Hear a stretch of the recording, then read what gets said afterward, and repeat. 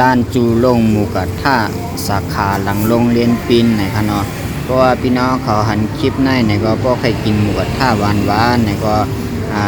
ตามมาได้ค่ะนะของกินของเยี่ยมก็มีนำไปเจ้าค่ะนะกาคันก็249 บาทได้ค่ะลมน้ำมรดกน้ำพกน้ำแข็งน้ำเปล่าโซดาจะไหนก็พี่บันมรดกนะลูกอ่อนก้นหลงเพราะเป็นลูกอ่อนแน่เดวัดความสูงในค่ะเนาะก็เป็นคนหลงก็กาคันก็249ค่ะนะ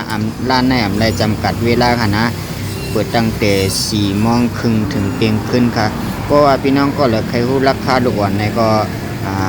เข้าไปในแต่คอมเมนต์ในค่ะนะร้านอยู่ไว้ที่หิมปักซอยกูเดียว3 บาทค่ะหลังโรงเรียนปินแถวดัง3 แยกสันปูเหล็กในค่ะเนาะเพิ่มไปยามมาก็ตามแผนที่มาเลยค่ะคาเดใส่ไว้แผนที่ร้านในไว้ปันในค่ะเนาะมาเลยค่ะเพราะว่าพี่น้องก็เลยติดตามข่าวไว้ในร้านเปิดวันหรือปิดวันหรือในคาดิลาดบันพี่น้องเขาคู่มือคู่วันค่ะนะผักติดตามบันช่องเขาใจเคยอยู่ร้านหมูกระทะอินค่ะเนาะของกินก็นำหนักค่ะร้านเขาในติดกับปีเซเว่นก็เดียวค่ะนะอันนี้เป็นหน้าตาป้ายหน้าร้านค่ะอยู่หน้าร้านกลางขึ้น